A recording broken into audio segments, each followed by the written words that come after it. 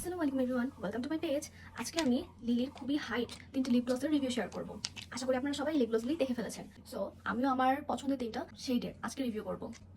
এই lip গ্লসগুলোর packaging কিছুটা এরকম টাইপের হয়। প্রতিটির প্রাইস প্রায় 315 টাকার মতো, মেয়াদ প্রায় 2 বছরের মতো করে থাকে।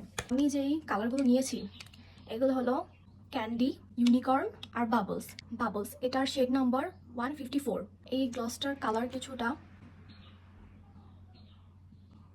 এরকম। আশা করি আমি কালারটা বুঝাতে পেরেছি। রেগুলার ইউজের জন্য অনেক ভালো একটা টিন্টেড লিপ গ্লস। তো the second one is unicorn. এটা শেড নাম্বার হচ্ছে 155। এটা হালকা টিন্টেড বাট খুবই glossy. Let me show you. এটা কিছুটা ট্রান্সপারেন্ট। আপনারা কোনো লিপস্টিক লাইক পিঙ্কি হতে হবে এমন না, কোনো একটা লিপস্টিকের উপর কম্বাইন করে দিতে পারেন, খুব সুন্দর লাগবে। Third one is candy 151। এটা একটু খয়েরি টাইপের শেডটা। আশা করি বোঝা যাচ্ছে। দ্য লাস্ট ওয়ান, এটা কোনো মেরুন কালারের লিপস্টিকের উপর দিয়ে ইউজ করলে খুব সুন্দর লাগবে।